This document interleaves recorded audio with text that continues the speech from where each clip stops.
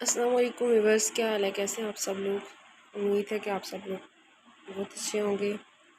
Welcome to my channel LK tutor. हम लोगों ने कुछ टॉपिक क्लियर किए थे रिलेटेड टू बायोलॉजी और zoology और microbiology subject that are very important for the basic level, and we have to know about these all topics for to promote our study and to higher level. So today's topic is very interesting and very useful. Basically the topic is cell. What is a cell? What are the cells in our body? And what are the organelles present in cell, and what are their functions, and how these functions are performed by these organelles in our body? So we will start from here, the cell. So basically the cell is the basic structure and functional unit of living organisms.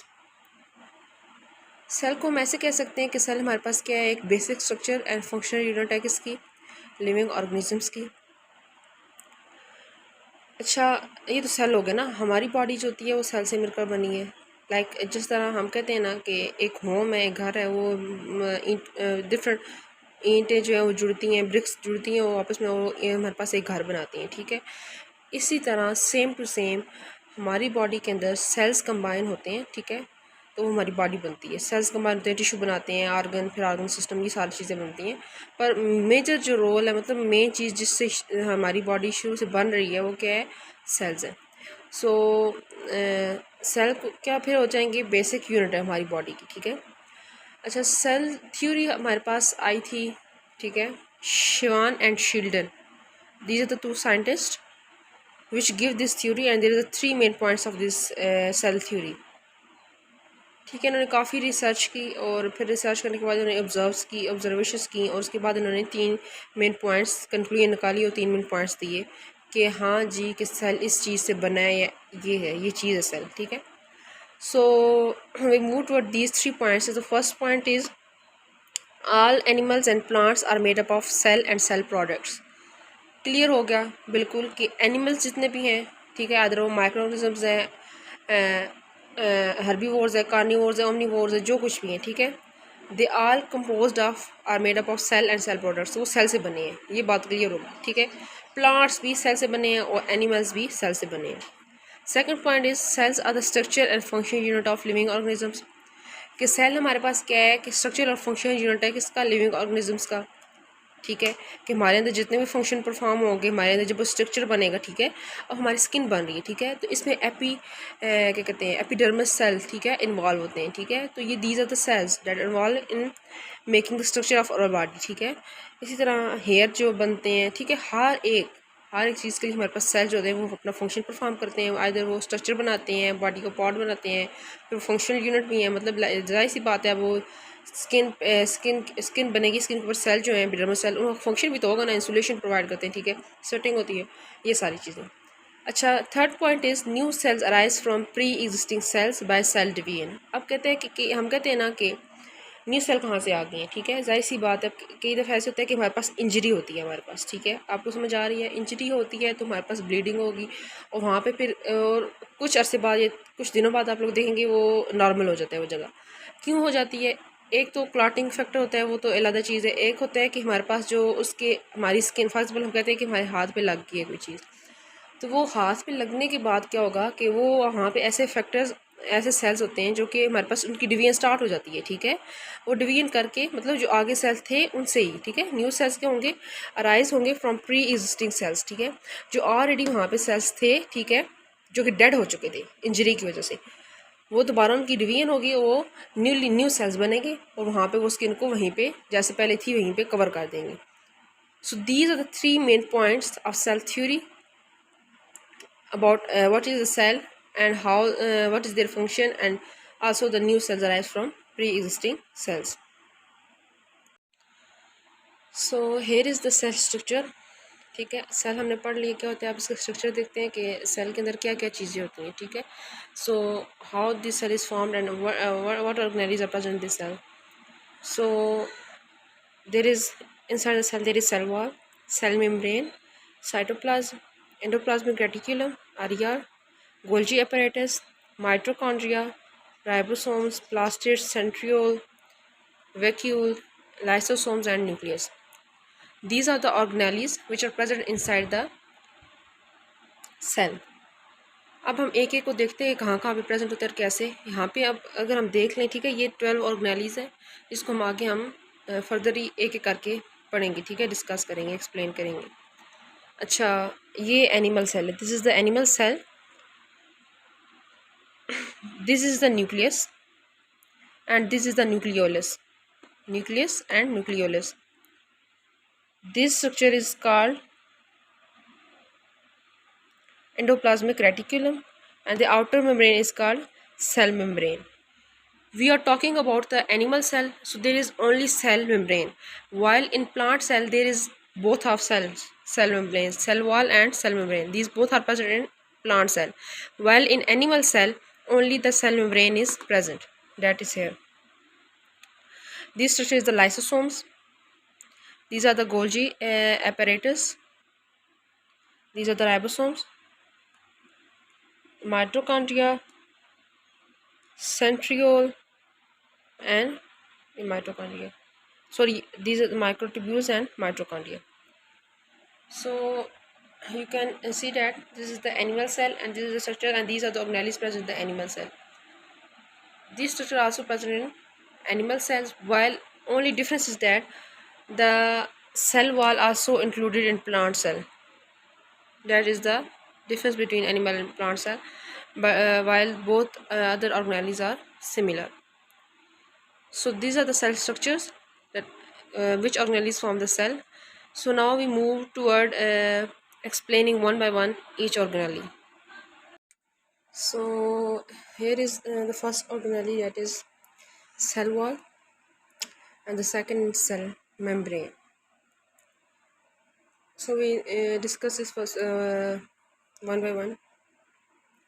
Cell wall is basically present in fungi, bacteria and plants, okay? While this is the outermost layer of animal cell. So this is the first difference, that the cell wall is present in the animal, plants, bacteria, fungi, algae, but cell membrane is only present in the animal cell, ठीक है। ये cell membrane plants में भी है, लेकिन animal में खाली cell membrane ही होती है, सेल वॉल नहीं होती ये चीज़ें। Outside the cell membrane of plasm, अब ये हमारे पास प्रेजेंट कहाँ पे होती है, ठीक है। प्लांट्स में हमारे पास क्या होता है, पहले जो लेयर होती है उसे हम कहते हैं, पहले एक लेयर बनती है जिसे कहते हैं सेल मेम्ब्रेन और प्लाज्मा मेम्ब्रेन, उसके आउटसाइड एक लेयर बनती है आउटसाइड द, उसे कहते हैं सेल वॉल, ठीक है। Provide shape, support and protection, ठीक है। इसका काम क्या है, सेल वॉल का फंक्शन क्या है कि ये शेप प्रोवाइड करता है, सपोर्ट एंड प्रोटेक्शन प्रोवाइड करेगा। प्लांट की जो सेल वॉल है वो मेड होती है, बनी होती है, मेड अप ऑफ सेलुलोज, ठीक है। सेलुलोज मतलब स्टार्च, कार्बोहाइड्रेट से बना होता है, ठीक है, इससे बनी होती है प्लांट की जो सेल वॉल है। प्रोकैरियोट्स की जो सेल वॉल है वो बनी होती है पेप्टाइडोग्लाइकेन या म्यूरिन से, ठीक है, मतलब प्रोटीन्स वगैरह, ग्लाइकेन्स, ग्लूकोज वगैरह होगा।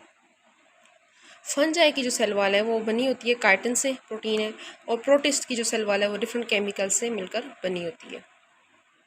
समझ आ गई यहाँ तक कि ये चीज़ें ऐसे होती हैं, सेल वॉल क्या होती है, किसके अंदर प्रेजेंट होती है, और किसके अंदर किस चीज़ से बनी होती है, ये चीज़ आपको समझ आ गई। This is the cell membrane, outermost layer of animal cell, ठीक है, ये समझ आ गया।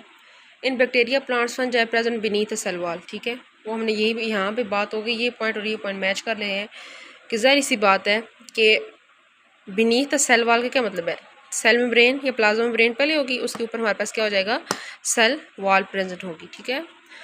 हैव सेलेक्टिवली परमिएबल मेम्ब्रेन, मतलब कि हम सेल मेम्ब्रेन को सेलेक्टिवली परमिएबल मेम्ब्रेन भी कह सकते हैं। क्यों कह सकते हैं, क्योंकि ये कंट्रोल करता है एक्सचेंज ऑफ मटेरियल्स को, ठीक है।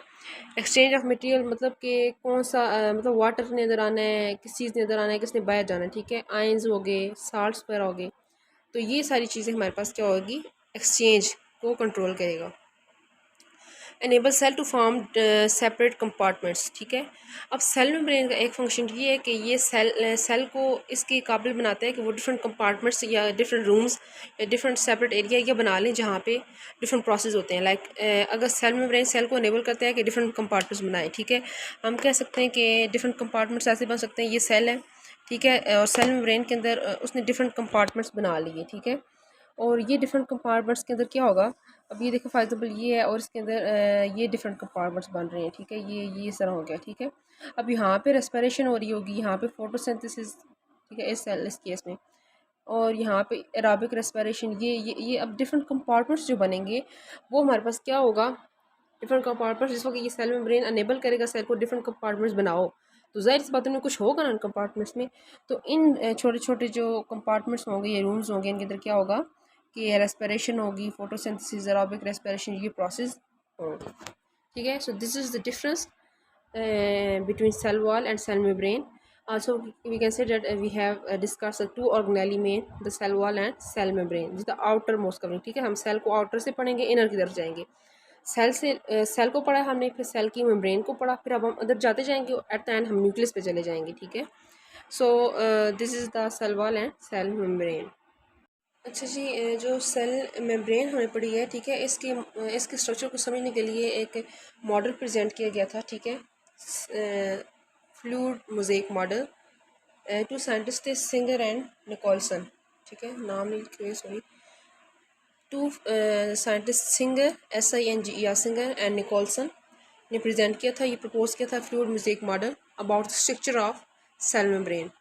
तो इन्होंने क्या स्टेटमेंट दी थी कि cell membrane consist of lipid bilayer, ठीक है। जो सेल मेम्ब्रेन है वो लिपिड बाई लेयर से मिलकर बनी है, इन विच प्रोटीन्स मालिक्यूल फ्लड अबाउट, जिसमें प्रोटीन मालिक्यूल्स देखें, ये प्रोटीन मालिक्यूल जो होते हैं, ग्लाइकोप्रोटीन प्रोटीन मालिक्यूल फ्लड कर रहे होते हैं, ठीक है, इसमें ऐसे तैर रहे होते हैं। While some stay embedded in the bilayer, और कुछ होते हैं इसके अंदर एम्बेड हुए होते हैं, ठीक है।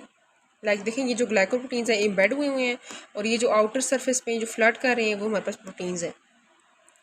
So the statement is the cell membrane consists of lipid bilayers in which protein molecules flood, ठीक है। लिपिड बाइलेयर पे कहते हैं कंसिस्ट करती है सेल मेम्ब्रेन, जिसमें प्रोटीन मॉलिक्यूल्स फ्लड कर रहे होते हैं, वाइल सम, और कुछ स्टे कर रहे होते हैं एम्बेडेड इन द बाइलेयर, और कुछ उसके अंदर एम्बेड होते हैं। अब देखिए, ये आउटर साइड है सेल की और ये इनर है, और ये हमारे पास ये सेल मेम्ब्रेन का स्ट्रक्चर हम बता रहे हैं, ठीक है, जिसमें हमारे पास ये लिपिड बाइलेयर है, ये एक लेयर और दो, ये तो लिपिड बाई लेयर हो जाएगी, ठीक है, 2 लेयर्स। ये जो है ये ग्लाइकोलिपिड्स हैं, और ये जो अंदर है ये ग्लाइकोप्रोटीन्स हैं, ये हाली प्रोटीन्स हैं। अच्छा, ये कोलेस्ट्रॉल के मालिक्यूल है, और ये इनसाइड ऑफ सेल और आउटर साइड है। So this is all about the structure of cell membrane. Also, yet you people will get the idea about what I am conveying to you people. And also, if you like the video, subscribe the channel. If you have any problem, any query, then discuss with me. I will solve your problem. And this is all about today. And thank you so much. अल्लाह हाफिज़, अपना ख्याल रखिएगा और channel को subscribe कीजिएगा। कोई भी problem हो तो कमेंट कीजिएगा। अल्लाह हाफिज़, थैंक यू सो मच।